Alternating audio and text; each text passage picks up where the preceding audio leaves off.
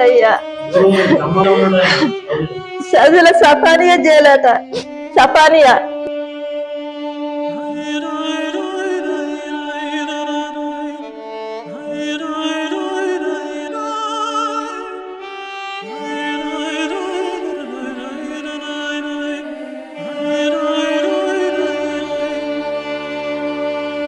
రాజన్న సిరిసిల్ల జిల్లా బోయినపల్లి మండలం బూర్గుపల్లి గ్రామానికి చెందిన కమటం కాంతవ్వ లచ్చయ్య గార్ల కుమారుడు కమటం వెంకటేష్ అన్నం పుణ్యం తెలియని వెంకటేష్ కొద్ది కాలంగా సౌదీలో జైలు జీవితం అనుభవిస్తున్నాడు.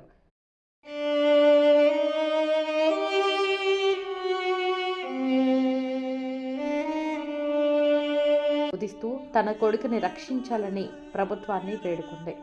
జగిత్యాల జిల్లా కొడిమ్యాల మండలం తిప్పాయపల్లి గ్రామానికి చెందిన కునికి శేఖర్ అనే ఏజెంట్ నా కొడుకుని నమ్మపలికి 3 లక్షల రూపాయలు తీసుకుని సౌదీ పంపించి మోసం చేసి నా కొడుకుని జైలు పాలు చేశాడని, ఇప్పుడు నా కొడుకుని తిరిగి మాకు అప్పగించాలని అడిగితే మొహం చాటేశాడని, ప్రభుత్వం చొరవ తీసుకుని నా కొడుకుని తీసుకురావాలని ఖండితితో వేడుకుంటున్నా.